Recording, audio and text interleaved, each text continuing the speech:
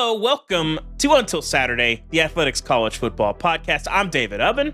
I'm Chris Vannini. And I'm Damien Harris.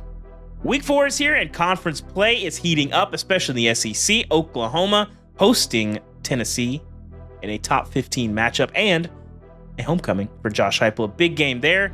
Two really good quarterbacks. We talk about that on the show. We'll get into more of that with Damien and Chris.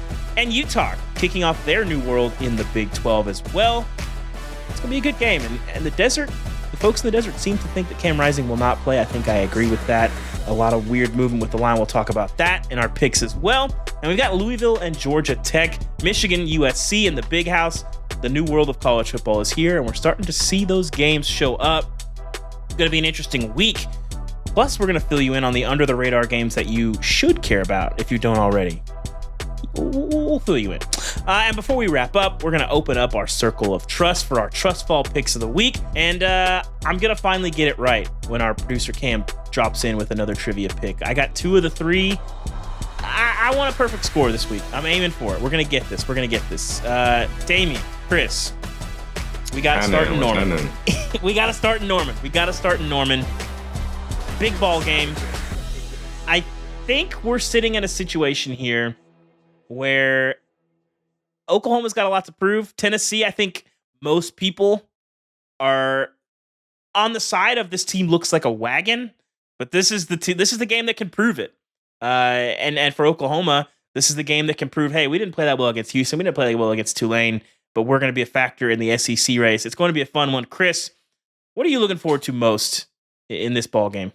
I'm going to start this podcast off, by the way, with we're coming in hot. Lock of the week. My lock of the week is Tennessee. Okay.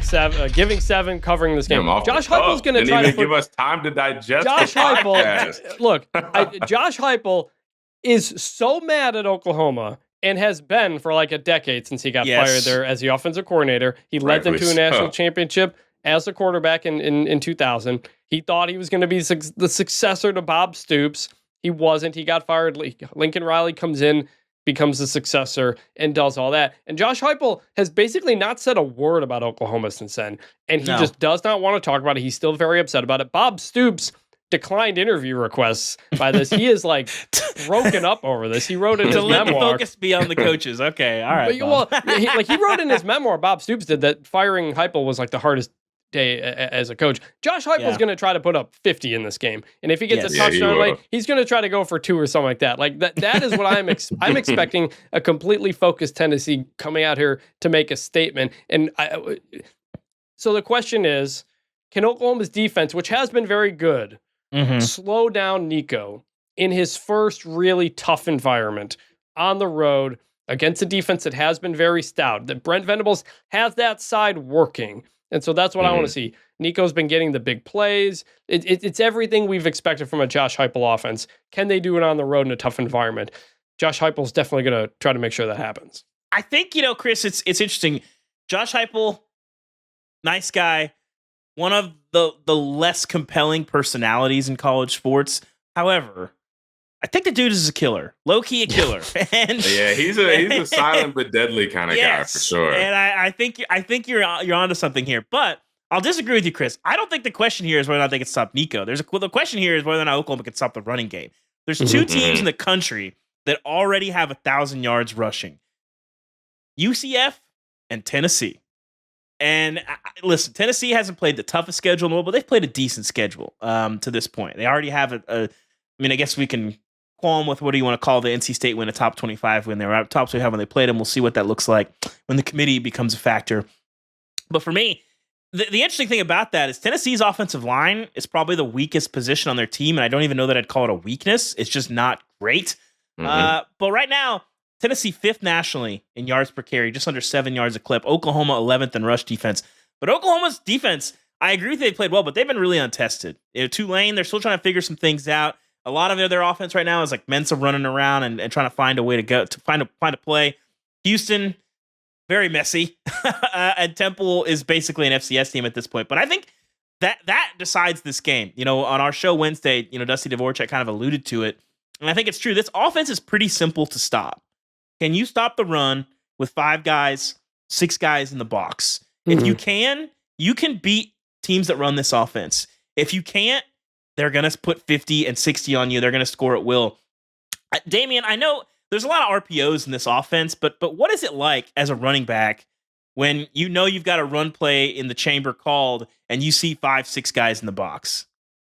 It's a good feeling because I ran against my fair share of 8-man boxes in my career. So I can tell you, when you see 5 or 6 guys in the box, like you're almost like, when you got an RPO, it's almost like I just want to take the ball. Like I don't care if he tries to pull it, like give me the ball. You know what I mean? But that's the beauty of an offense like that. You've got so many guys displaced that create so many open lanes for the running back, for the quarterback, if it is a zone read option.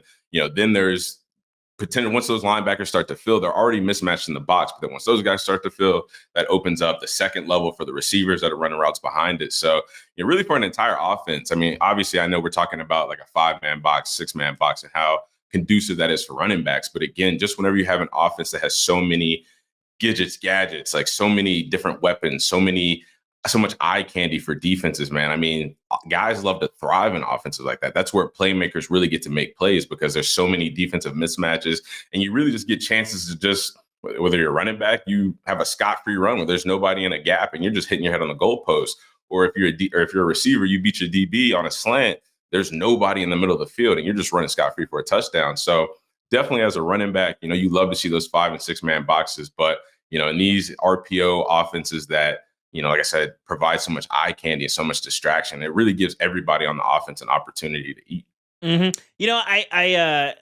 Oklahoma's offensive line has not seen a front like they will on Saturday. And if you look at the numbers for Tennessee on the defensive line, or really the front seven, they're not great. But I think some of that is just teams scheming around it. It's like a corner that they just won't throw at. Teams are not having a lot of 7-step drops, a lot of slow developing plays because they know they're not going to be able to block them. Mm-hmm. Damien, we're debuting a new segment on the show here. Damien's Dogs. Yeah, so I was going to say, tell the name, Dame's Dogs. We're getting into it. Tennessee's got one. He's not on the same, I think, recognition level from the casual college ball fan. The diehards sort of know him, but they might not have watched him enough. Damien, you took a deep look at James Pierce this week. Possible. I don't think he'll be the number one pick just because of the value position, but he's a guy that on a lot of people's big board, I think will have a shot to be the number one overall prospect. Yeah, absolutely. What separates him? What makes him so good, Damien? And why is he one of your dogs? There's a ton. Like, there's a lot about what makes this guy good. And I want to start by saying this, right? Like, we've talked a lot on this show about Dylan Stewart and some other guys who are the premier edge rushers, but when I looked at James Pierce's tape, like, he is the most polished edge rusher in all of college football. And it's because he's got the entire toolbox, right? Mm-hmm. He's fast. Like, he's incredibly explosive off the line of scrimmage. When you turn on his highlight tape, most of the times he's just beating tackles around the edge because he's just got too much speed. Like, the tackle can't set deep enough. They can't get out to him fast enough. I mean, the guy is 6'5", 243 pounds. I mean, he's big, he's fast. When you've got that kind of speed, it's hard to get hands on a guy that's that big, that fast, that strong. Another thing about him is he's incredibly smooth. He's incredibly swift. I mean, he moves outside in, inside out. I mean, he can beat you with a multitude of moves. And like I said, he's incredibly fast and he gets around the edge so fast. So what's the counter to that? Tackles jump out super quick and they try to beat you to the spot. Well, next thing you know, he's boom, boom, up and under, a swim move, an inside spin. And like the tackles just never get hands on him because, again, they're so worried about his speed on the outside rush. He's got good feet. He's got great body control. So those inside moves where he sets you up with his outside speed and then beats you inside, I mean, it's easy for him, right? Mm-hmm. And tackles, offensive linemen in general are always coached to block inside out, right? I remember every time Bill Belichick would ever pull up a pass protection clip or anything like that, it was always inside out, inside out. Well, it's hard to do when you've got a guy that runs up the field so fast and is so threatening because as soon as the quarterback's out of his drop, he's getting hit from behind because this guy's so fast. So like I said, that always opens up the inside move. And then again, he's big, he's strong. I've seen him bull rush through tackles. And again, that's a part of having a complete package. He runs around the edge. He can beat you inside with a lot of good moves. And then once he's got the tackle thinking about, oh, is he going to rush the edge? Is he going to try to beat me with an up and under? Then he's just straight power, like right down the middle. I remember, I think who were they playing? I can't remember exactly who they were playing, but I watched one rep of him. He beat a guy up and under them. And the next time the tackle was tentative, he was, kind of backpedaling in his stance, wasn't really knowing what to expect. And I'm talking, dude just bull rushed him right into the quarterback. And to the point where he didn't even have to make the sack. I mean, he just pushed the tackle on the quarterback, pushed him down. I mean, so like I said, he's got the complete package. He can run the edge. He can run through you.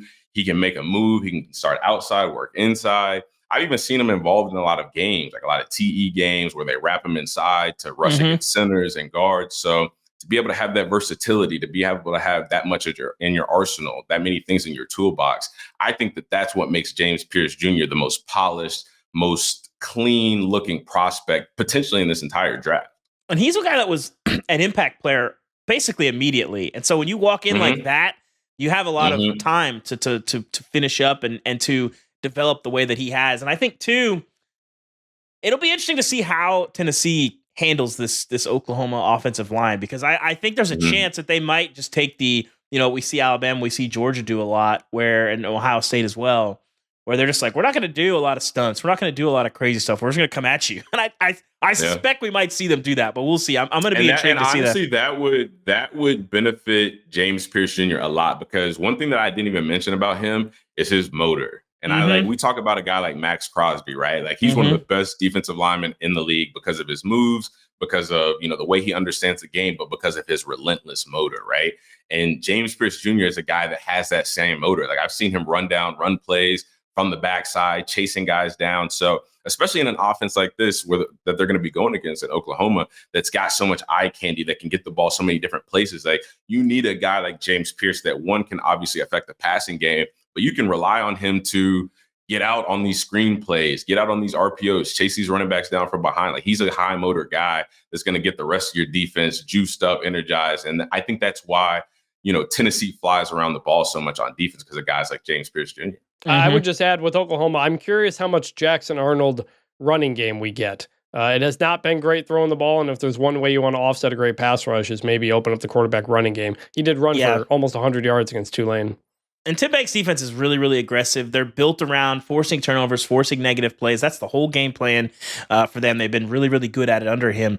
I'm with you, Chris, on this pick. I think Tennessee, with 78% of the bets have been on Tennessee. Sometimes the public is right. I generally lean toward fade the public, Chris, but sometimes the public gets one right. And I think this is a game where it's kind of hard for me to see it, because I think Oklahoma is a good team.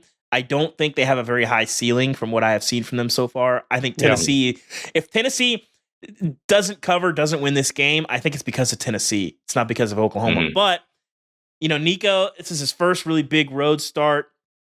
But he said in the past he likes playing road games actually more than playing at home. We'll see if that's borne out on the field. But it's possible. Well, let's get a pick from Damien. Damien, who do you like? Tennessee. What do you got? Yeah, no, I agree with both of you guys. And David, you said it perfectly. I feel like this Oklahoma team is very high floor, low ceiling. And I do agree. I think if Tennessee loses this game, doesn't cover, doesn't look good per se, I think it's only because Tennessee. I think that Nico just comes out and struggles. I think the defense doesn't play well. They don't attack this Oklahoma offense. They don't play them well. I don't really see Oklahoma doing anything to be better than Tennessee. I think Tennessee, if they struggle, it'll be because of Tennessee. Gonna need a big game. So with that being said, I like Tennessee. Yeah, gonna need a big game from Danny Stutzman. Make a ton of tackles in the box. Keep Dylan Sampson reined in. On the other side of the two major conferences, we got another big, brand new game in the Big Ten.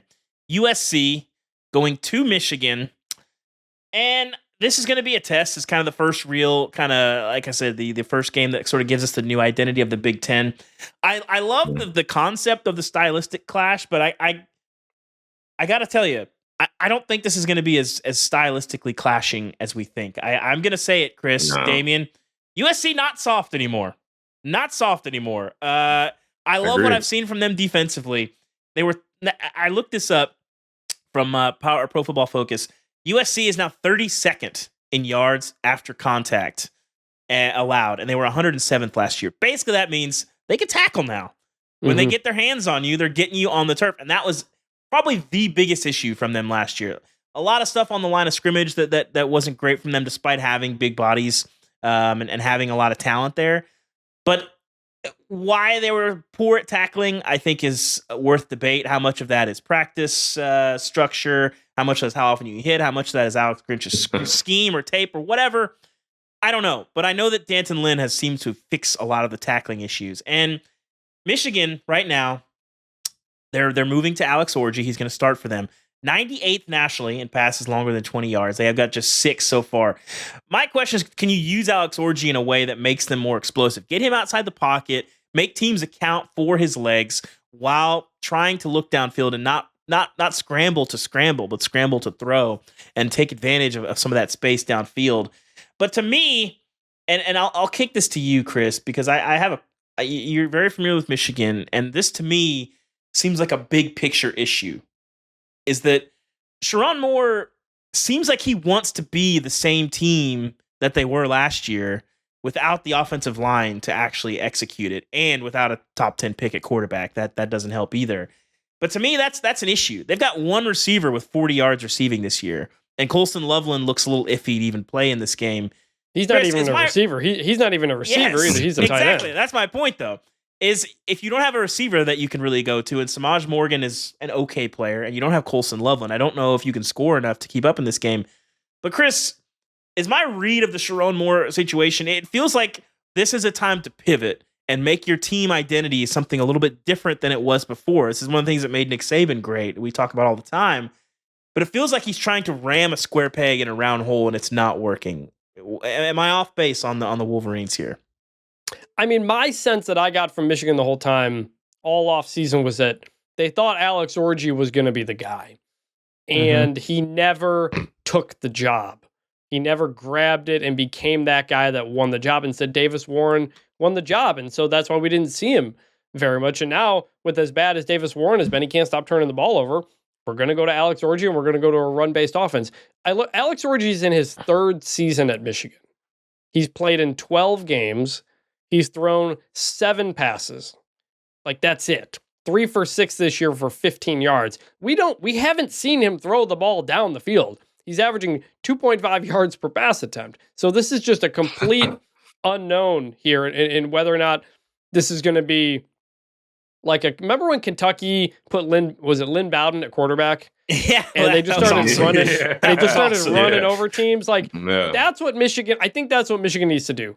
I think it fits the personnel and what they have at this point. And if you don't have a quarterback you can trust to throw the ball, that's what you got to do. And you're right, USC is a lot nastier up front this year than they have been in a while. The defensive line is playing very, very well.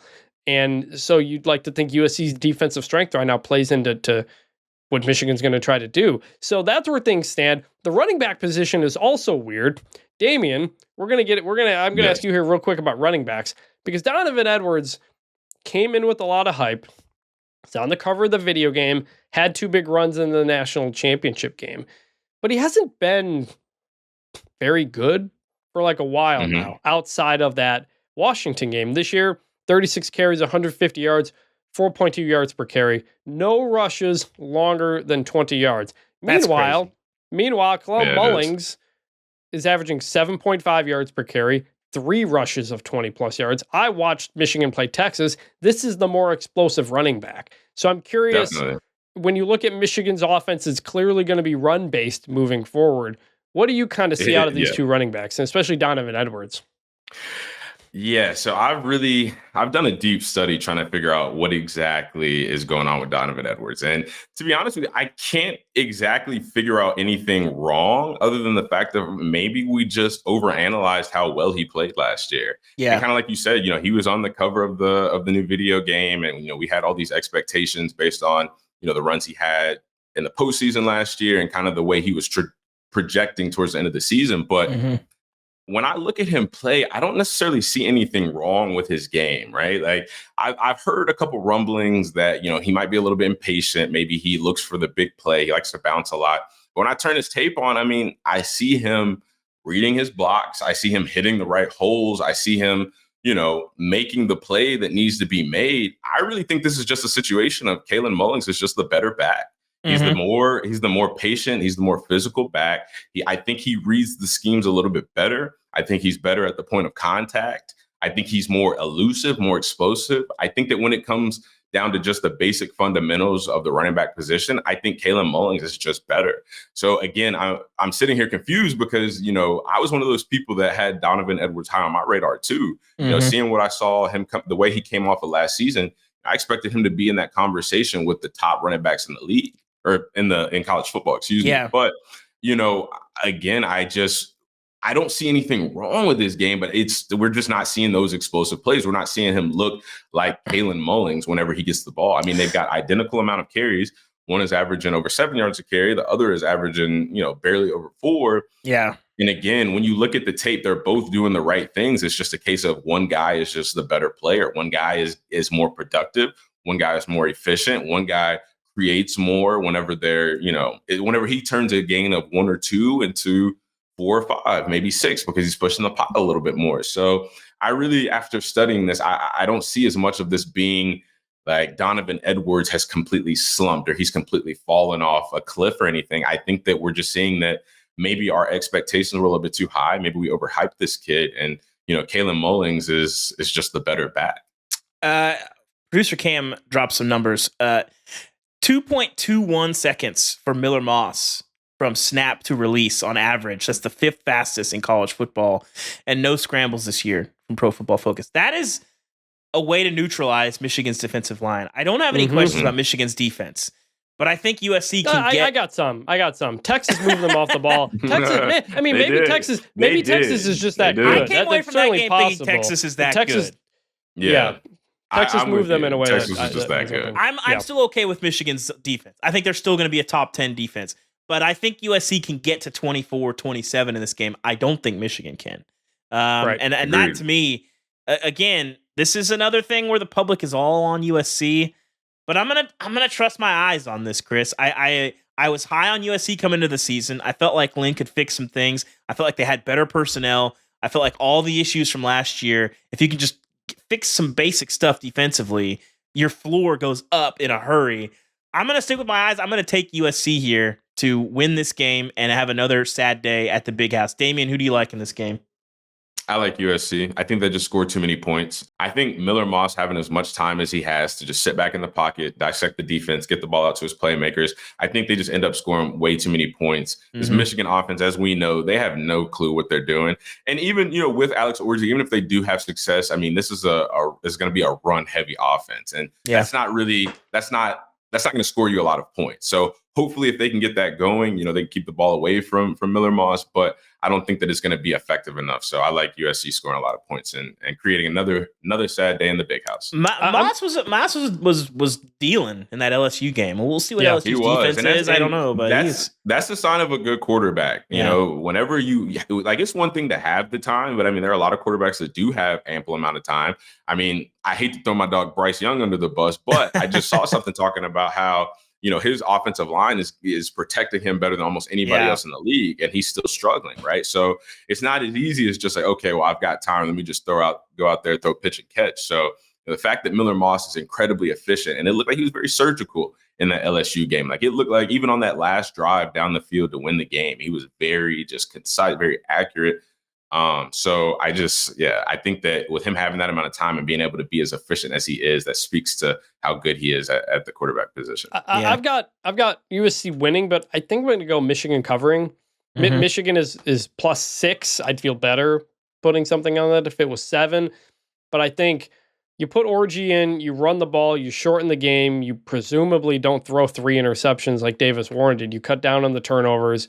You play a little more stout defensively, and you can keep this one low scoring, a 2014 kind of game, maybe something like that. So I'm going to say Michigan covers, but USC wins. Okay. We got an interesting Friday night game, Chris. Nebraska and Illinois going head to head in a top 25 matchup. Shout out to the Huskers and shout out to Brett Bielema's Illinois team.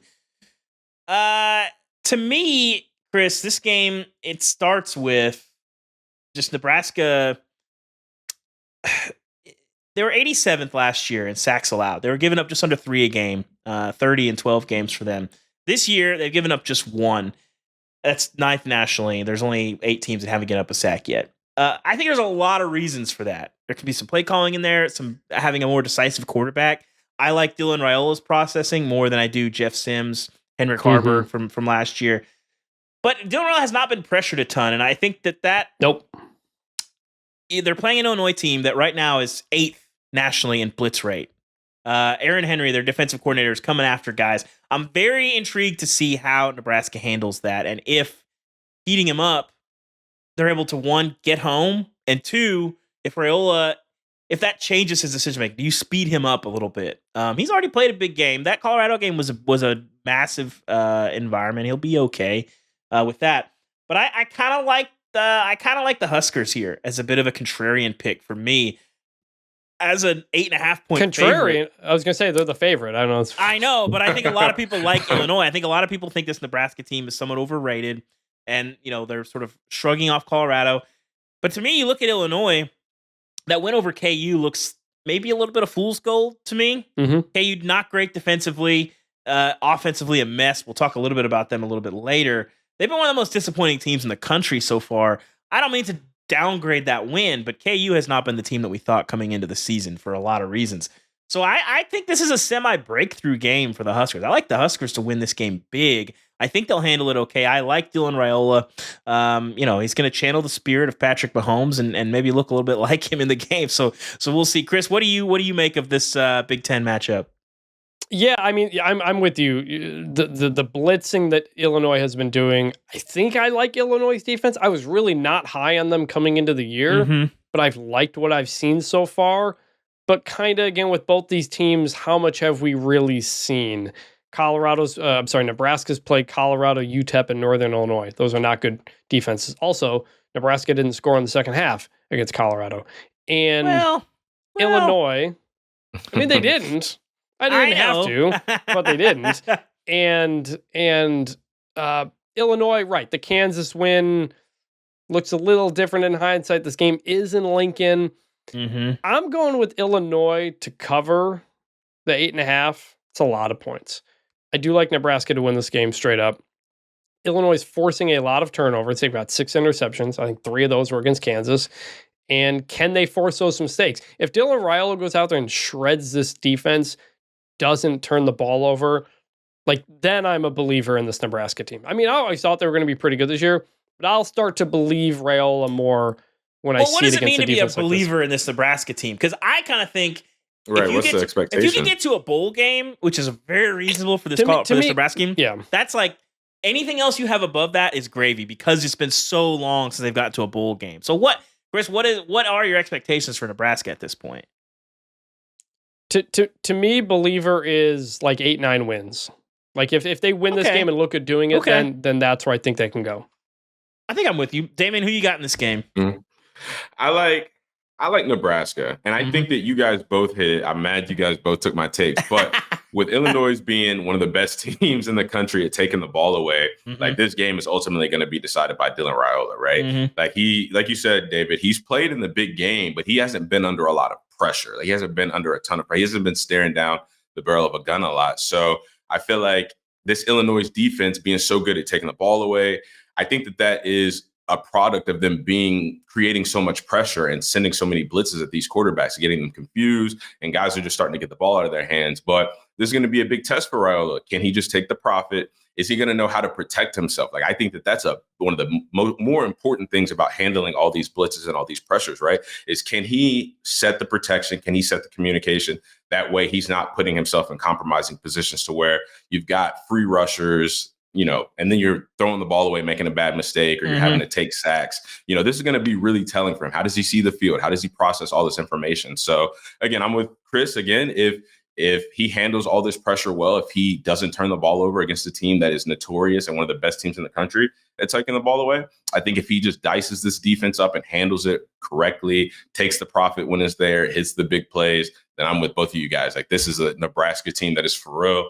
This will be a great year for them, 8-9 wins. They'll build on that in Raiola's second season. So it'll be a lot to see. But for the sake of picking this game, I do like Nebraska. I do think Dylan Raiola will be able to handle it. How well will he be able to handle it? We will see, but I think he handles it well enough for them to win straight up. So I don't know. I don't know how I feel about points in the spread, but I like Nebraska straight up. Chris, did you know Nebraska's only had 2,000-yard receivers ever? That's a crazy stat. I think I remember the first one. Should have been a trivia question. Yeah, I remember the first. They had the first one like not that long ago, I think. Yeah, I forget who it was, but they've only had 2. Yeah, I mean that makes sense when you run that. When you think about the history of the program. When you think about the history of the program, yeah. But we've been out of the option game since Solich kind of drifted away from it, I believe. So it's been 20-something years, 15-something years since we've been full option. Anyway, I'm looking up those numbers right here. Receiving, receptions, yards in a season. Yep, Trey Palmer in 2022 and Stanley Morgan Jr. in 2018. There you go. All right, we're going to go to break. We're going to have trivia. I'm sorry for stepping on Cam's trivia question with how many 1,000-yard receivers Nebraska's had. But we're going to hit on a bunch more games. We got Utah and Oklahoma State to get to. We've got Kansas, West Virginia, Cal. Are they going to continue to ruin Florida State's season? We'll see. A lot more games to talk about. But first, Cam, what do you got for us? This week's trivia is about Nebraska. So Nebraska quarterback Dylan Raiola, as you guys have been discussing him, he's had 5 passing touchdowns through his first 3 career starts at Nebraska. In the last 10 years, there's only been one other Nebraska quarterback to pass for at least 5 TDs in his first 3 career starts with the Huskers. Okay. Oof. Who is? I'm looking through. I'm thinking through the last 15 years of Nebraska quarterbacks. I don't even know the history of Nebraska quarterbacks. I'm thinking back to the last 15 years, and I'm like getting the shakes thinking about it. I'm like, oh gosh. This was one where I thought it might be a little bit easier since there's just one. There's don't say anything. There's only been one fun Nebraska quarterback in like 20 years, but we'll see. I'm thinking of too. Something for people to all mull over. All right. Well, we're going to be right back after these messages. Welcome back, and we have got to examine some shenanigans afoot in Salt Lake City. What else is new when we're talking about Utah and injuries? They opened as a 2.5-point favorite, the Utes did, against Oklahoma State in kind of the first Big 12 intersectional game between these teams that, Utah, Oklahoma State, Kansas State, I guess we'll throw Iowa State in there as well, of teams that people thought were going to be a favorite for the league, and that's got to sort itself out eventually. Last night, the line moved 5 points to plus 2.5 now. Chris, I missed this earlier in the week. You said that Utah receiver Dorian Singer said that Cam Rising was going to play, and I think that might have held the line. The simplest explanation for the line movement is Vegas always knows. They've got hands and feet everywhere. That Cam Rising may not be playing, and this would be about the time in the week when you'd have a pretty good sense of it. Your game planning is starting to go together. You're having to tell Isaac Wilson, like, are you going? And he tells a family member, and that family member tells somebody, and it gets out. These things get out very easily, and Vegas seems to always know. This game is interesting to me. Oklahoma State was not the better team against Arkansas. They just made fewer brutal mistakes. But I think sometimes people get way too focused in on the quarterbacks, and if a quarterback's out, that team can't win. But in this case, I actually think it's that simple. We've seen enough of Utah without Cam Rising over the last year and a half. And I think in this game specifically, if he plays, I think Utah wins this game. If they doesn't play, they lose it. I do think in this game, it is that simple. Utah's offense without him has been really, really poor. And Isaac Wilson had some moments last week, but Utah hasn't really been tested without him. And this is a team that, in Oklahoma State that I think can bounce back a little bit. Chris, am I oversimplifying this game, or is this fair? This game's in Stillwater too. Yeah. So clarifying the line, it was Utah minus 2.5. They were 2.5-point favorite. Now they're a 2.5-point underdog. Thursday, it's Oklahoma State 2.5. Oklahoma State is now the favorite by 2.5. That's a huge move. That's a giant move overnight, and it's the kind of thing that indicates somebody of note isn't playing. And if you know anything about Utah football over the last 2 years, it's Cam Rising's injury status is up in the air. Remember, like last year, like Kyle Whittingham was like every week, like maybe, yeah, and it was. And then I think Rising and his like doctor spoke to the media or something. I was like, yeah, he's not playing this year. And Kyle Whittingham got really upset about that. Like, it's just you can't trust Kyle Whittingham when it comes to injury comments.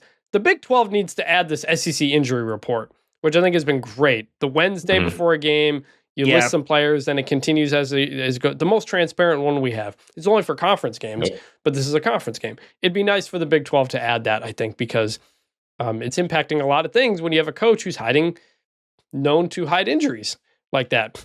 So Utah State's a weird team. I feel like they need to, remember last year, Oklahoma State was very up and down to start the year, and then they were just like, all right, we're going all in on Ollie Gordon. Yeah. And that turned our season around, made the Big 12 championship game.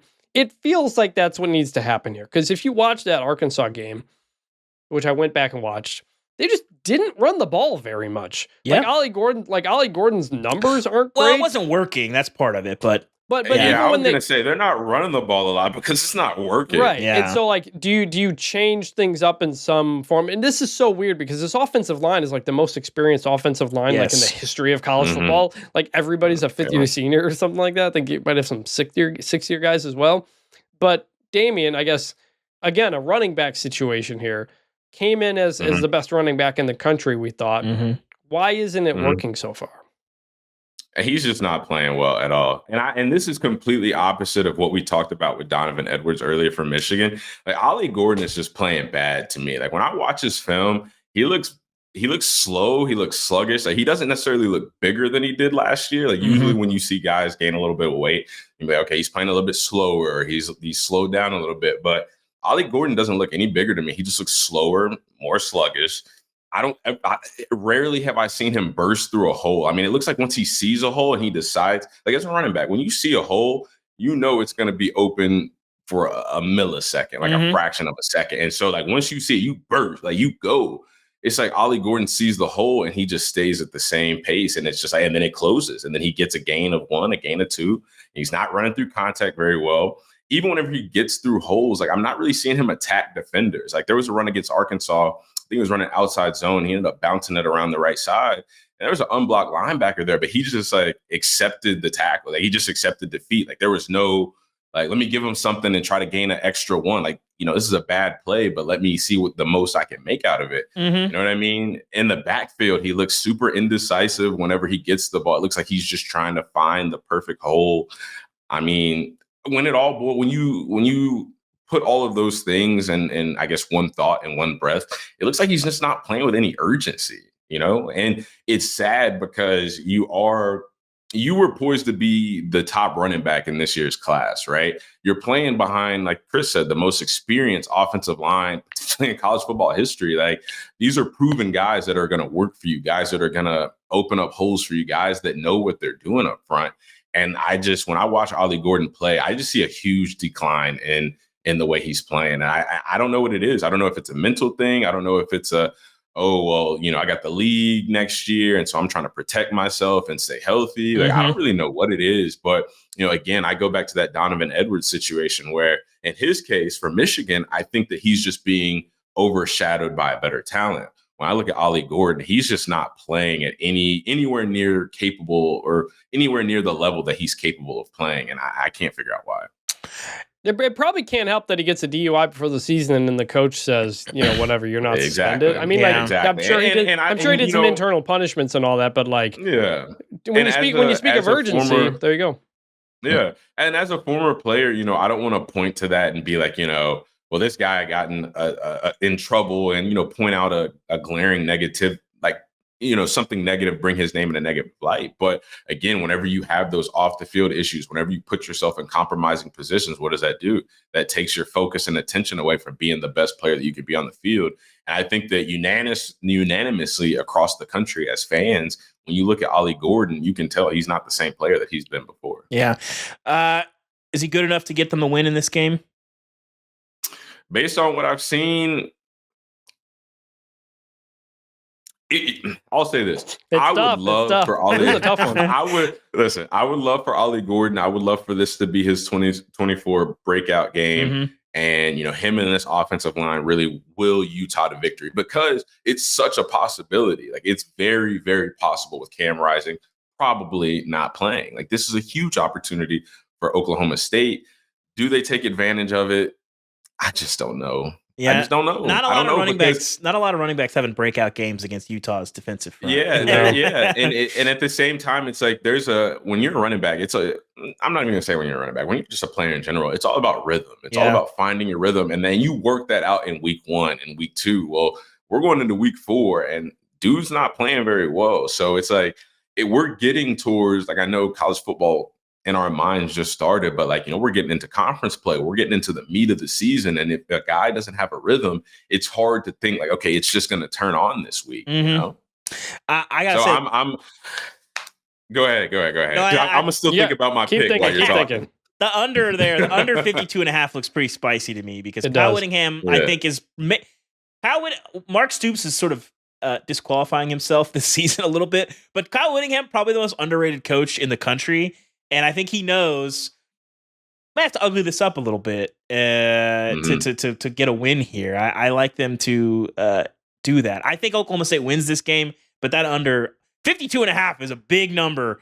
I think people look at that Oklahoma State defense and look how it went against Arkansas. Arkansas has been one of the most aggressive teams in the country. They're throwing way downfield. Bobby Petrino is lighting it up. I don't think you're going to see that a ton from Utah. I think you're going to see a pretty conservative game. Yeah, Chris, who do you like here? I'm going to pick Oklahoma State in a close one. I'll say cover the 2.5, but yeah, I think it's going to be a low scoring game. And that under is interesting, but I think Oklahoma State pulls it out. Utah without Cam Rising, like I can't trust Isaac them. Wilson going into Stillwater. Like Stillwater is one of those places. South Carolina's on this list too that doesn't get enough pub for how hard it is to win there. First of all, the thing with Stillwater is them and Colorado is probably on that list too, but in terms of like this specific stat, but not in terms of being a tough place to play. But it's incredibly tight sidelines. Like have like from the edge of the field until the fans, it's like 10 yards, 5 yards. It's like crazy tight. And the paddle people, Chris, who was it that was saying they wanted to rip off the paddle people? Was it somebody? Some coach had played Oklahoma State. Yeah, because they have the paddles and they smack them against the pads. Yeah, but they have the padded walls. That's the whole thing. It's not going to work for you. But the paddle people, if you haven't been around the sidelines in Stillwater, the paddle people, it is loud. It is loud and very annoying. So Isaac Wilson, younger brother of Zach Wilson, looks exactly like him. Going into Stillwater and winning that game, I don't see it. Damien, is it possible? Yeah. Well, I know this isn't a trust fall situation, but in weeks past, I've learned I can trust you guys. Isaac Wilson doesn't get the job done, and I'm gonna live by the code. I'm a running back. This is gonna be the week. I know what I just said, right? I know what I just said, but now that was like me just being transparent. Now I'm gonna live by the running back code. This is a fraternity. Ollie Gordon I'm gonna pretend like he heard everything that I just said about him, and he is going to take that, use that as fuel, use that as motivation. Look at his offensive line, be like, listen, y'all do y'all's thing today. I'm gonna do mine. Y'all go as I go as y'all go. We're going to run this thing up. So I got Oklahoma State. Oklahoma State, by the way, number 23 toughest place to play in EA Sports. I don't know. Do they have the paddle people? Like, I know they have like cut scenes to them, but do they like, I don't think they're in the game. I haven't seen them. I think I've played in Stillwater maybe once or twice on the game, but they definitely have cut scenes with them, but I don't think they have them like if you could see them. So anyway, our next game, Louisville. 10.5 point favorite against Georgia Tech. Yes. Georgia Tech is a team. You got to get it from deep within. It's Louisville. I will say my wife roasts me. So I live in Knoxville. There is a town nearby here that is Maryville. And I say Maryville. And every time somebody from Tennessee hears me say it, they're like, no, it's Merville. I'm like, actually, speaking as someone who can read and understands the English language, it's Maryville. But all right, I'll go with y'all. Get that southern twang in there. Come on. So reach deep for it. Louisville and Georgia Tech here. Georgia Tech is a team that we've seen a ton of this year. Absolutely know kind of who they are. They've also played 4 games. They played the game in Ireland, beat Florida State, kind of started them on this spiral. Lost a tough one to Syracuse and Fran Brown. We've seen them play. Louisville, we have no idea what this team is. Last year, they go to the ACC championship. They played Austin Peay, 162-0. Jacksonville State, not a good team this year. They beat them 49-14. They've looked as good as you can probably look, but we have no idea. Like, whatever you showed me numbers-wise, I'm sure it's nice, but it doesn't really mean anything at this point. So we'll keep it moving quick on this game. I think we're going to learn a lot about Louisville. I think Georgia Tech can run the ball enough in this game to keep it close. I like Georgia Tech to cover but lose. Louisville stays in the top 25, wins this game, but Georgia Tech covers. Chris, what do you got?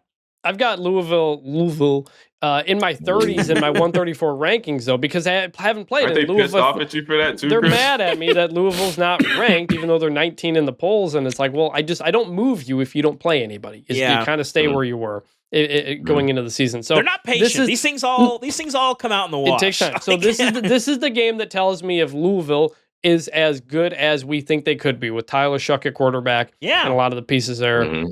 This is the game you need to make a statement. 10.5-point favorite tells me people feel pretty good about him. I'm going to say Georgia Tech covers 10.5, maybe like a 10-point game, but I think Louisville wins, and then you can get into my top 25 probably. If they if Georgia Tech smacks, if Louisville smacks Georgia Tech in this game, then the idea of them getting back to Charlotte looks pretty reasonable. We'll see what Clemson is as the season goes out. Miami, we'll talk about them in a little bit. I might be a Miami truther, Chris. We'll get into the Canes. But Damien, Louisville's been one of those teams that's taken a ton of transfers. They were I think they took around 40 this year. They've one of the five most teams in teams in the country that took the most transfers.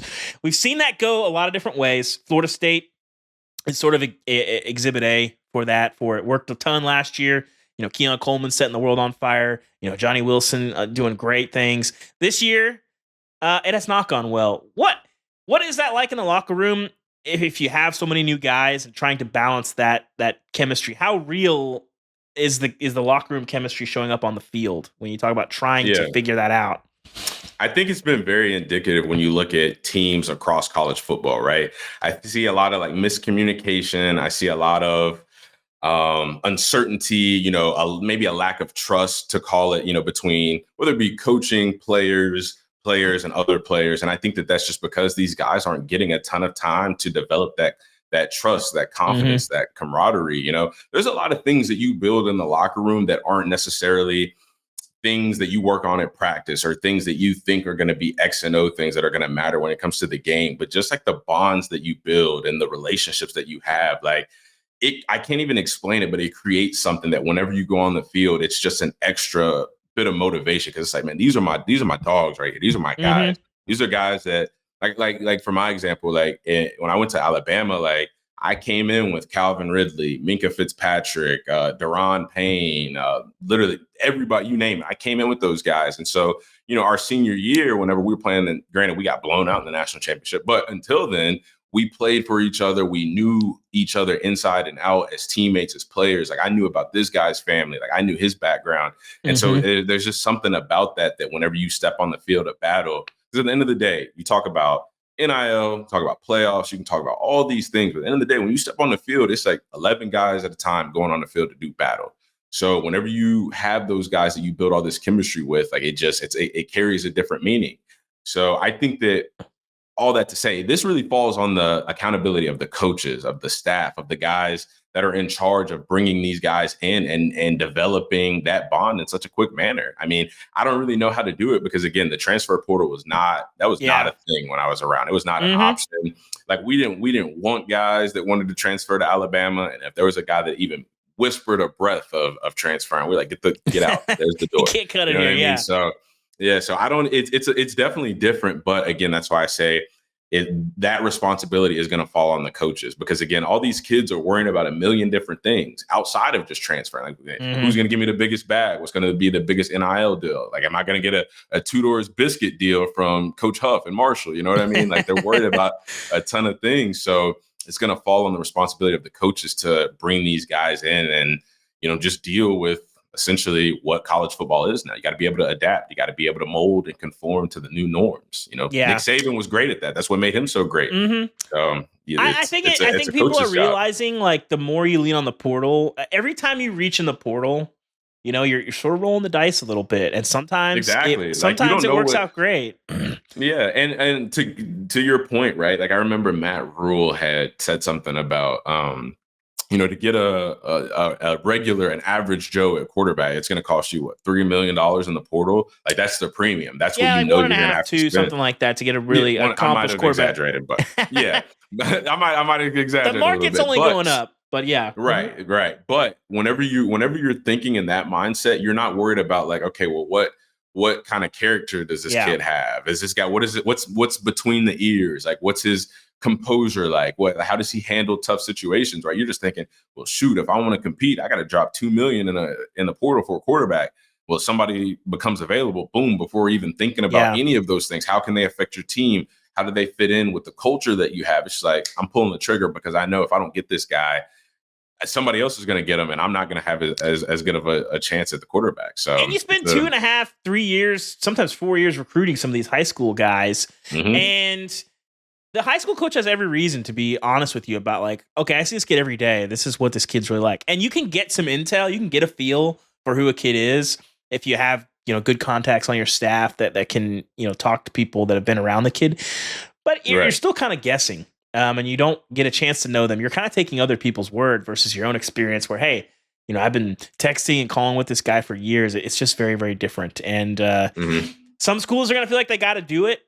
And depending on the state of your roster, especially new coaches, they're going to be heavy in the portal, but I think you're going to see some very, very varied results. We'll see if Ole Miss can hold it together. Ole Miss is kind of the ground zero for, it seems like it's working, but we'll see. You got a lot of pieces here. And if you hit a bump in the road, the good thing for Ole Miss is their front schedule is so easy that they can get to 6-7-0 without really hitting a bump, and that helps you kind of coalesce, I think, versus if you come out the gate, Florida State, you go to Ireland and you lose in very public fashion.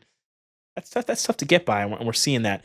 All right, those are the big games of the week, but we're gonna look at some games that are a little under the radar that you should care about, and we're gonna explain why. First on this list for me, Chris, Kansas 2.5 point dog going to West Virginia. These are two of the more disappointing teams in the country so far. For me, I really want to know what's going on with Kansas and Jalen Daniels. Last year, Jalen Daniels throughout his career, Jalen Daniels has thrown one interception for every 61 attempts the last 2 seasons. This year, one interception every 11.8 attempts. You can't win like that. Turnovers, we talk about on the show all the time.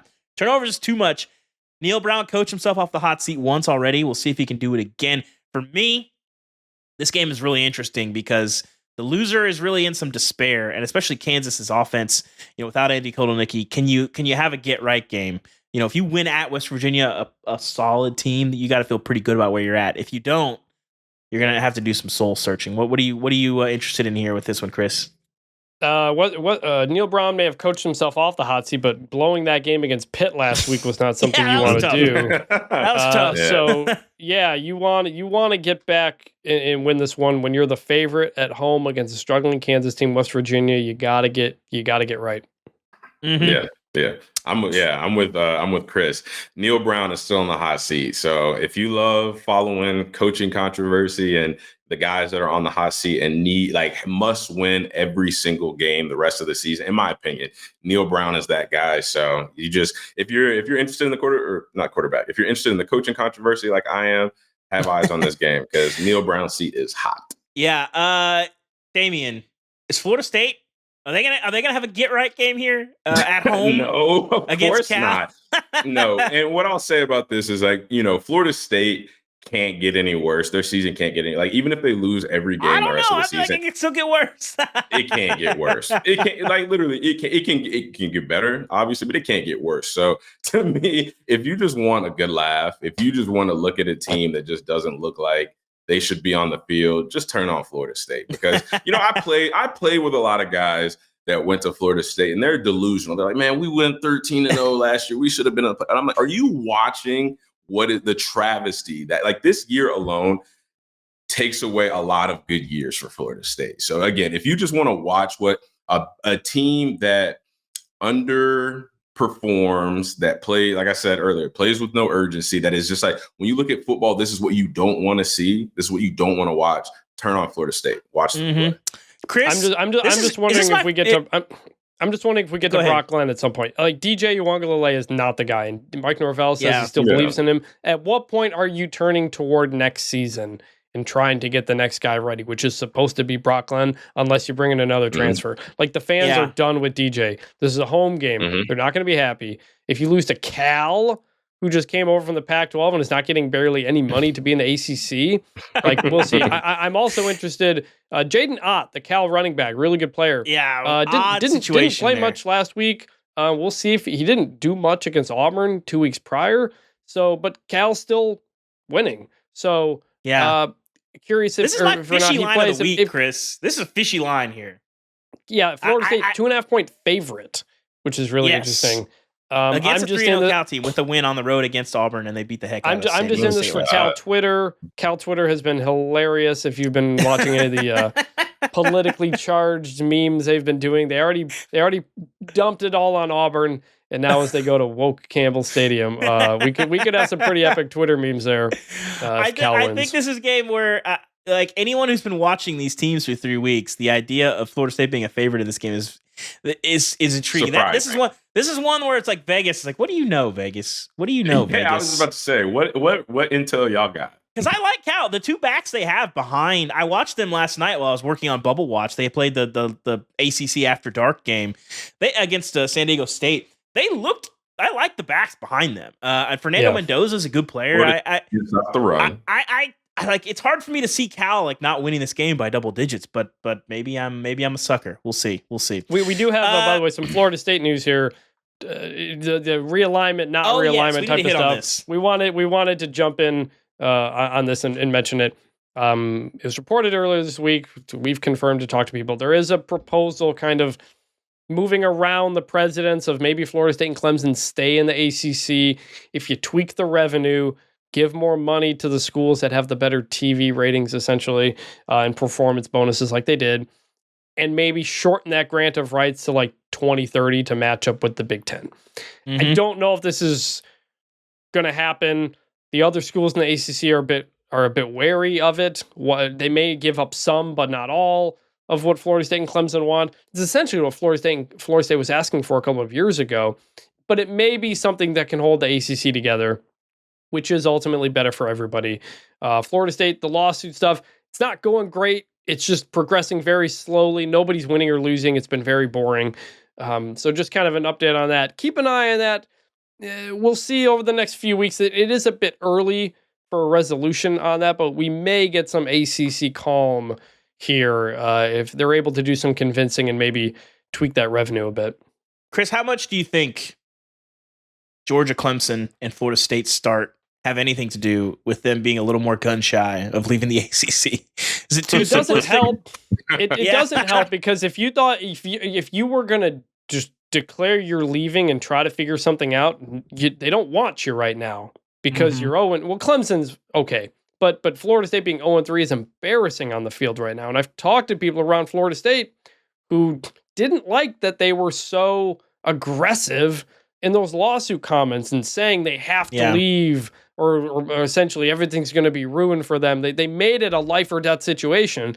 And so now to walk that back is going to be a really tough thing to do. And you're going to have to find a way to spin it to your fans who you just told you can't stick around in this conference. And so now if you're going to do that, you're going to have to figure out a way to make it to make it right. And we'll see. Next up, Chris, Coastal Carolina, 3.5 point dog against Virginia. For me, Chris, the only thing that's really interesting about this game, I find Virginia not interesting at all. But I didn't love the Tim Beck hire at Coastal. No, you lose Grace. I did not. They lose Grayson McCall, and now Coastal is really good and might sniff. Well, pretty good, and might sniff getting in the mix here of the playoff chase. What else should I care about in this game, Chris? Right. I became a big fan of what Coastal was doing. They played well when Grayson McCall got hurt and left last year. And it almost felt like maybe their other guys are a better fit for what they want to do here. But yeah, Coastal's been like real solid. This is a game they can win against a Virginia team that is just still not very good, although they played Maryland pretty tough. Coastal's the underdog here, but that's a team to watch in the Sun Belt for sure. And this is a program that everybody thought was going to go away when Jamie Chadwell left, the coach, Grayson McCall leaves.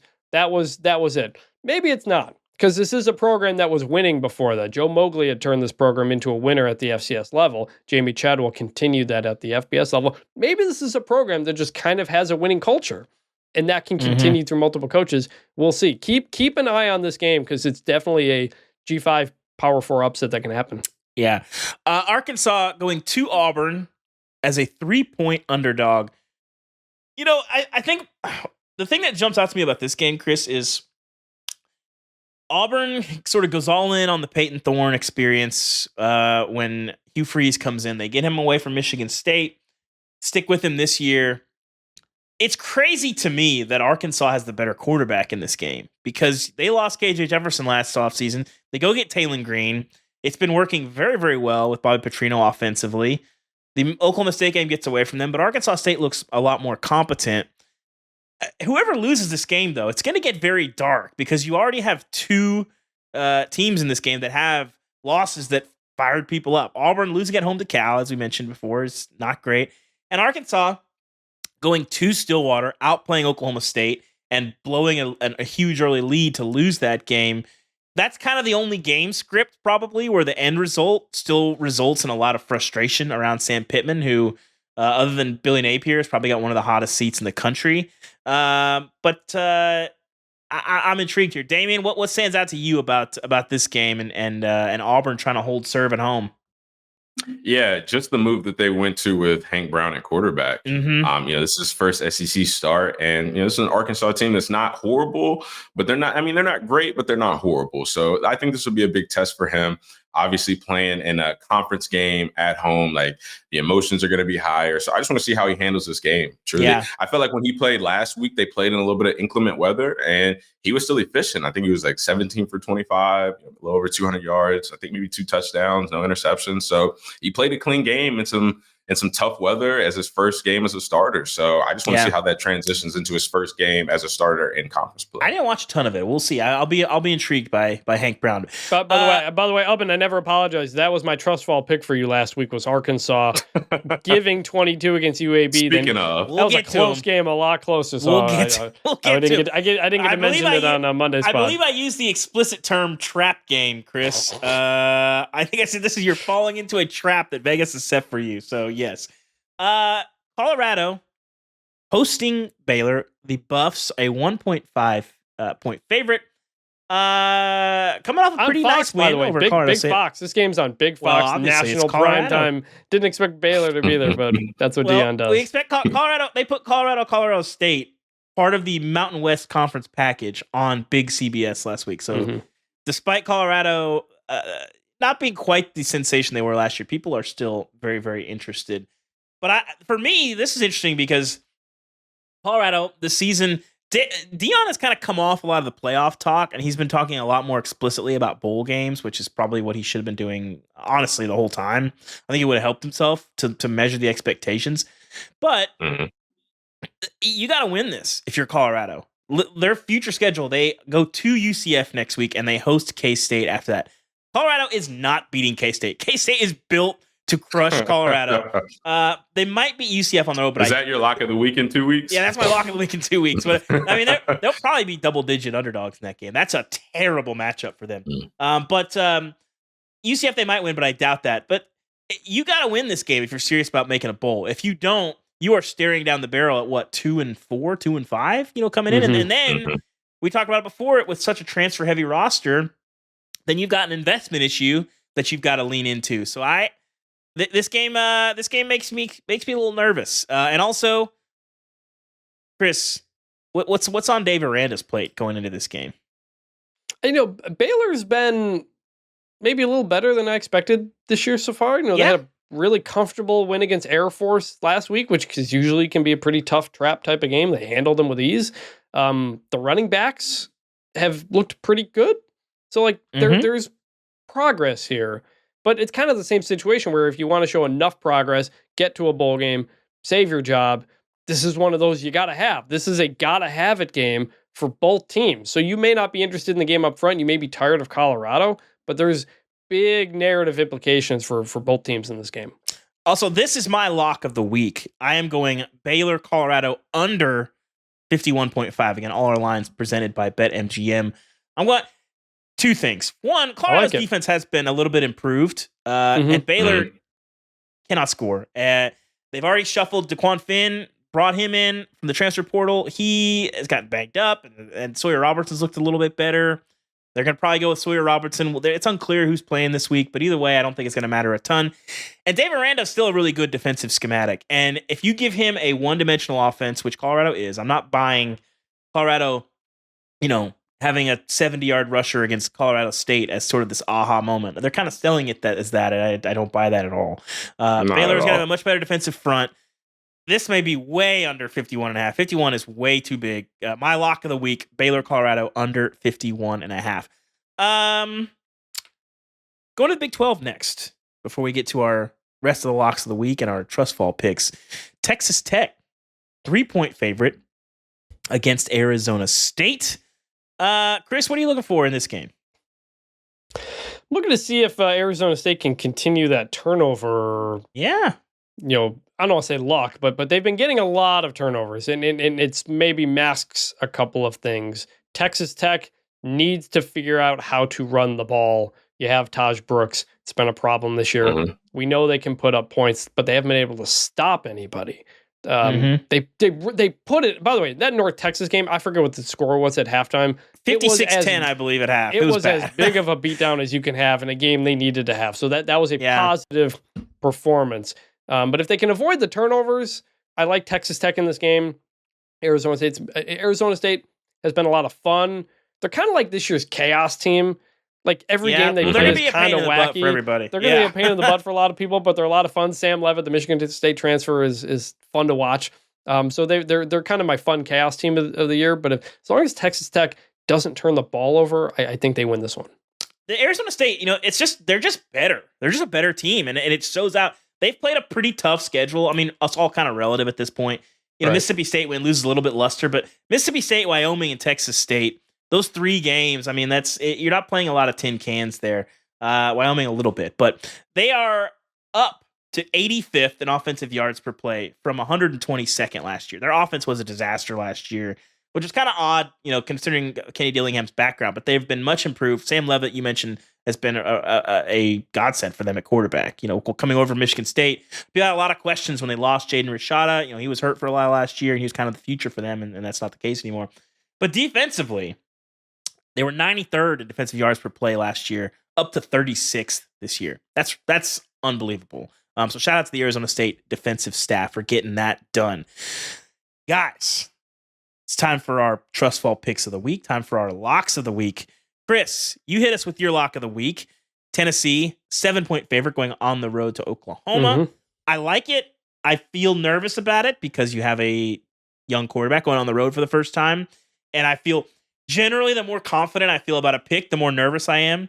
But I like Baylor, Colorado under 51.5. As I just mentioned, Damien, what is your lock of the week?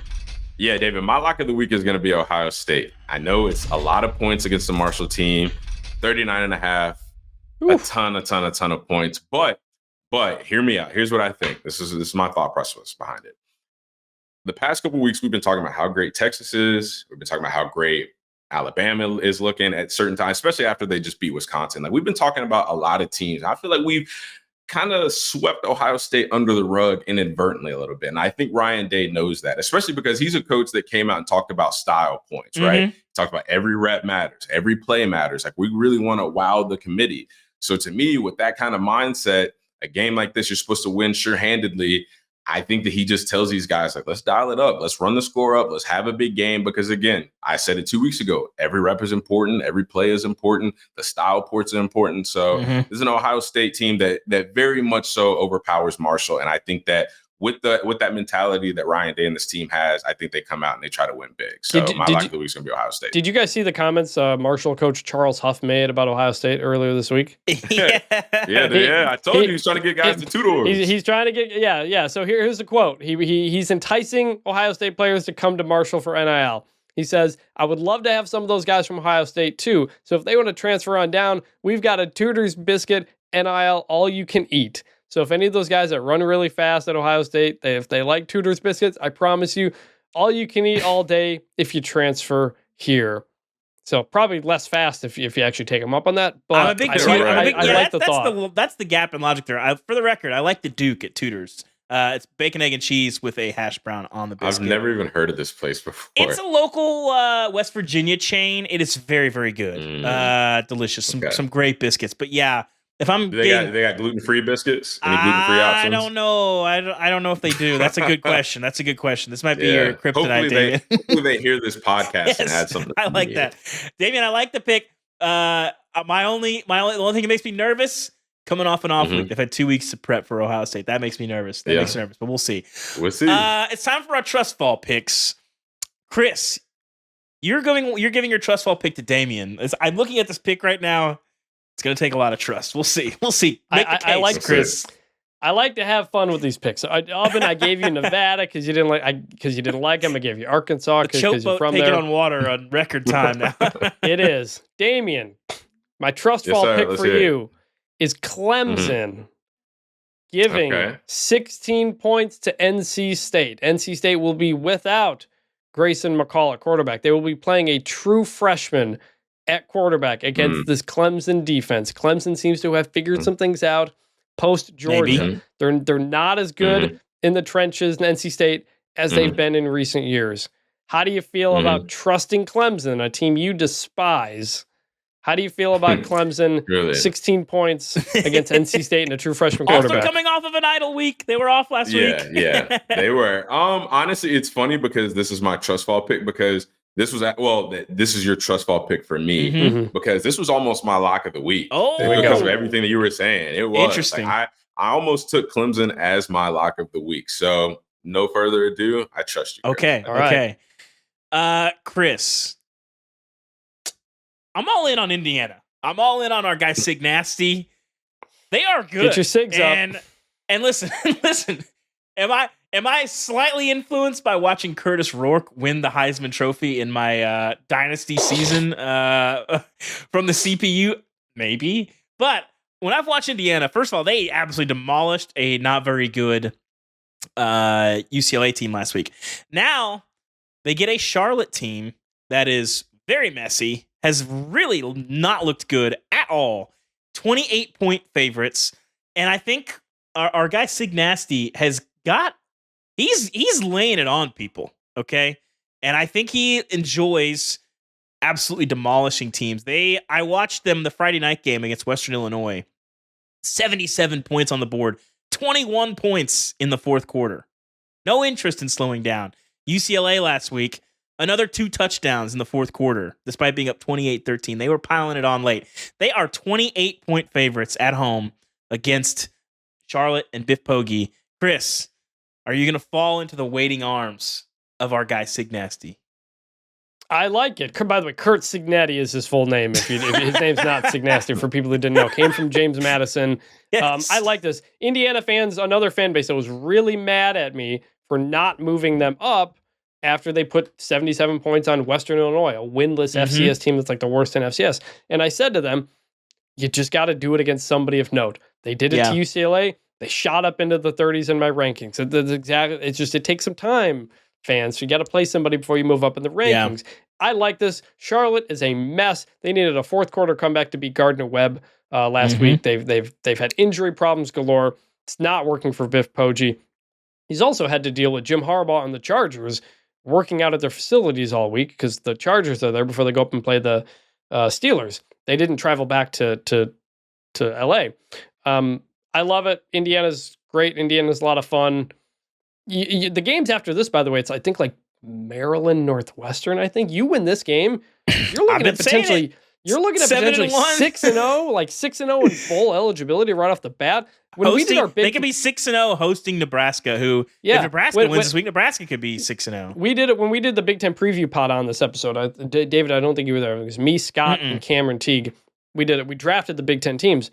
I got the last pick, and Indiana was there. And I said, I'm really high on Indiana. I can't believe they fell this far. I love Curtis Rourke, former MAC Player of the Year at Ohio. It's working out as good as I expected. So get those SIGs up and the forks up, and shout out to Indiana. Damien, what do you got for me? My trust fall pick of the week. Let's see if I trust you. Yes. Listen, David, I don't know if you're going to trust me. I barely trust myself even giving you this pick, but my trust fall pick for you this week is going to be Florida 6-point favorites against Mississippi State. And honestly, this is tough, right? These are two really bad football teams. I mean, bad. This is diabolical as a trust fall pick. Mhm. It is like two diabolical. This is really choosing the lesser of two evils. But Mississippi State is like a historically bad SEC football team right now. Mhm. I mean, Florida doesn't look good. Granted, they lost big to Texas A&M. I thought that would be closer, not Texas A&M, Miami. I thought that game was going to be closer. The rest of their losses, I mean, granted, we expected more from Florida coming into this season. We expected them to be better. The drama surrounding Billy Napier. But I feel like they haven't really just been shown to be just like, this is embarrassing. Like, this is an embarrassing loss. What I saw from Mississippi State last week against, what was it, Tulane? There was Toledo. Mm-hmm. Oh, Toledo. Excuse me. Toledo. Wrong T. Against Toledo last week, like that showed me that Mississippi State is just like, this is a horrible, like I would put Mississippi State at the bottom of the barrel with FSU. So to me, like these are both bad teams. X's and O's wise, they're not very good. Neither team is great offensively, defensively, special teams. There's no great quarterback play. There's no great running back play. There's no great play of anything of sorts from these two teams. But I just don't think that Florida is as bad as Mississippi State. And I think they can get more than 6 points or win by more than 6 points against this Mississippi thought State. Mississippi State might surprise some people coming into the season. I think Chris and I were kind of aligned of like, I kind of like this They're team pretty a little tough. bit. They're pretty tough in the video game too. Defensively, disaster. Yeah. And so if you let DJ Lagway cook a little bit in this game, I can That's see what it. I'm saying. Let DJ cook. Let him cook. I think I can see it. Giving a team with a lame duck coaching staff going on the road in the SEC 6 points is about as trustfully as it gets. But Damien, I'm with you. Let's do it. I don't like this at all. Starkville. Chris, you gotta live a little, baby. YOLO, baby. YOLO. Starkville is where Florida coaching careers go to die. Like, did you see what Florida did last week against the backup quarterback at Texas A&M at home? Well, call him backup, but I like Marcel Reed. And also, I've been high on A&M all season too. All offseason, I was like, people are just writing off A&M. Like, they're going to be competent. They're going to be like an 8-9 win team.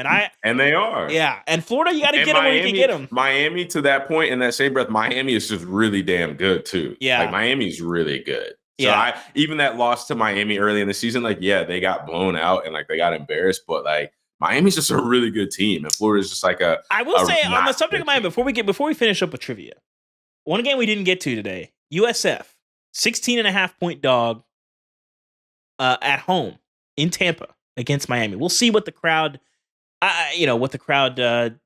percentages are in Raymond James Stadium. But I gotta say, are we sure about Miami?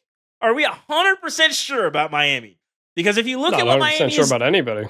I know, but if you look at Miami, okay, their entire rep right now is built off of beating Florida by 24 points. I liked what I saw from them. I think I'm sort of in on Miami. I was very skeptical in the preseason because of what we've seen from Mario Cristobal, because you have so many transfer pieces coming in. You're asking Cam Ward to do a lot. I'm a little nervous. I didn't have it as my lock of the week, but USF I think might be able to ugly that up. We'll see. Maybe I'm wrong about Miami, but I'm just asking people because Miami people are just assuming, this is clearly the best team in the ACC, and that's because they beat Florida. I'm just saying, are we sure? Are we sure about Miami? Time will tell. This game might tell us because I think USF might push them. If they don't, Alex Golish, great coach. He knows how USF just kills him. He's known for the offense, obviously, and Byron Brown's a great quarterback, but they know how to muck it up in these big games. They've done it to Alabama twice. 16's a lot. 16 and a half, It is a lot on the road. We'll see what kind of road atmosphere they have, but let me ask you a question, David. Yes. Let me ask you a question. So if you it's UCF, right? USF. USF. So if USF covers, do you automatically, regardless of how Cam Ward plays, regardless of how monkey the game is, if USF covers, do you automatically look at Miami and be like, see, I told you this isn't No, Like, it depends on. It's all contextual. It's all contextual. If USF has this crazy backdoor cover where they score 2 touchdowns late, and like Miami's clearly dominating that game, then probably not. I'm like, they let up the gas a little bit. Even if it's an ugly game, even if it's just a mucked up game, but then Miami, obviously, they win by, let's say they win by 10. Then do you get that as in not the situation of like Miami handled it surely, and then, I kind of want to see how it plays out. Like, does USF wants to go fast, but do they slow it down? Do they play out of character to keep the game close? It's all kind of sort of contextual. I think USF is good. I think the 16.5 is too many points. So I wouldn't downgrade them for winning that by 10 because I think USF's a good team.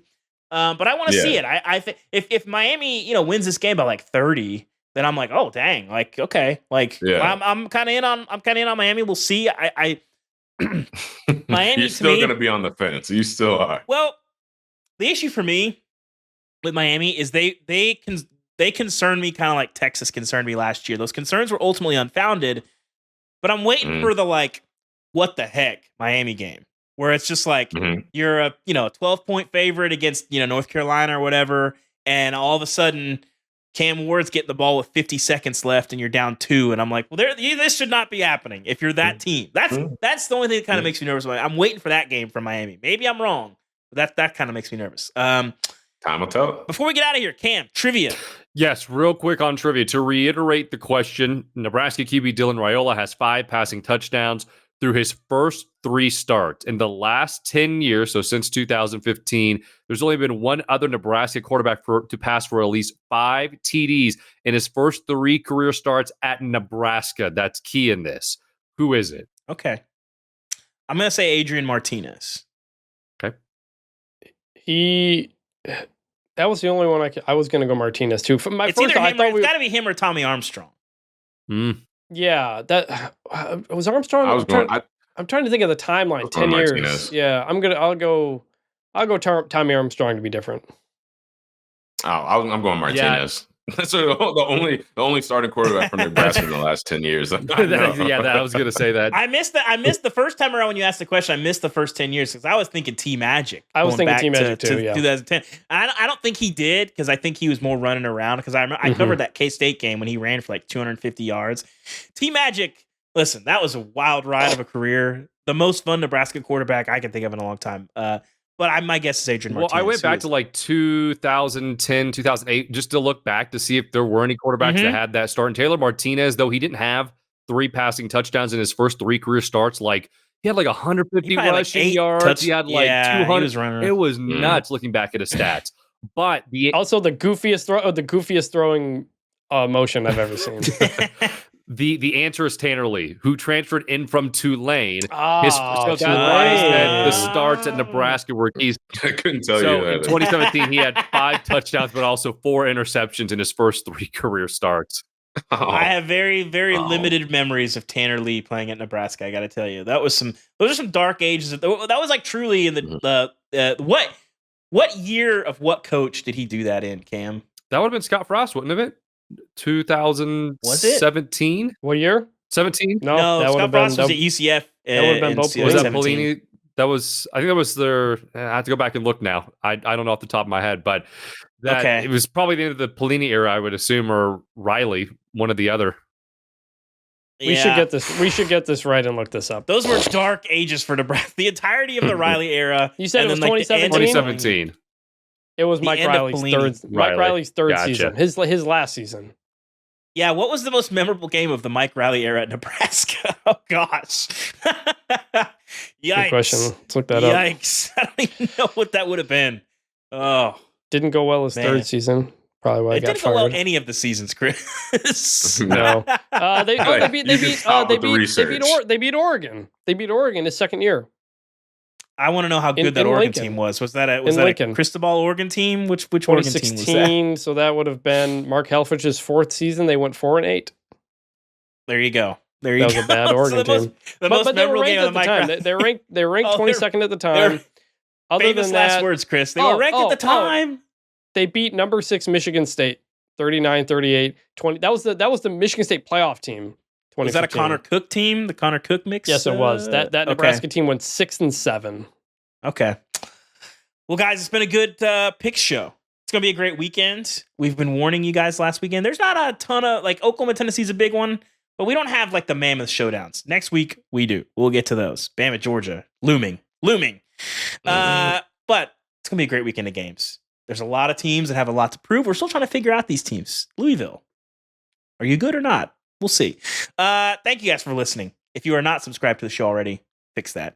Apple Podcasts, Spotify, Overcast, anywhere you get your podcasts, we are going to be there. And on YouTube, you can see our smiling face. You can see Damien's stellar hat collection, which continues to wow us. It is stellar. It is. We got the prosciutto poppy in the mix. If you're not on YouTube, yeah, the only way to see it. Shout out to my guy Chad. The only way to see it is to log on to us on YouTube. Damien, what's the rough hat count in the Damien Harris closet? Oh my God, dude! If you guys saw my closet right now, it's a mess. I would say somewhere between 75 and 85 lids. That's impressive. Wow. I have one hat. It is a toboggan hat that I use to walk. Really, you're bald. You should have a ton of hats. To walk our dog. I use it to walk our dog when it gets cold, and that's the only time I don't. Whenever I play golf, I don't wear hats. I probably should, but I don't. I'm not a hat guy. Yeah, So I'm gonna start sending you some. Don't worry. I probably got 30, 40 hats, but they're all like from like high school and stuff like that. They're just in a bin. They're not like nice hats like that. They're like sports teams and various stuff like that. Yeah, I used to wear I've hats. never been a hat guy. Big hat guy. Anyway, I'm gonna wear a different hat every episode. That's good. Every I like show. it. We got like 5 seasons of new hats, so I expect it. Let's get it going. Yeah. Anyway, if you would subscribe to us every time we have a new show on Mondays, Wednesdays, and Thursdays, it's going directly to your device, and you can hear us right in your earlobes, man. Appreciate it. Hit the follow button and subscribe on YouTube if you're not already. And of course, leave us your voicemails. Whatever you got to say. Rants. Please. If you're happy, it is so great hearing from you guys. It adds so much It's to the the best show. part. That number, 316-462-9852. If you're not quick enough on the draw to hit that 5-second back button, I'll read it again. 316-462-9852. Leave us a voicemail. We love hearing from our fans and people that hate us, people that love us, people that are mad about whatever decision Mark Stoops has made to punt, whatever you got. And check out the Until Saturday newsletter and the Athletic website. The links for any story that we reference are always in the show's description. So for Damien Harris, Chris Vannini, I'm David Ubben. We will talk to you guys next week on Monday. A lot to talk about, I'm sure, from a weekend of college football. Enjoy the games, everybody. We'll see you on the other end. And, of course, bring back the turnover chain. And maybe you'll beat USF by 30. See you guys on Monday.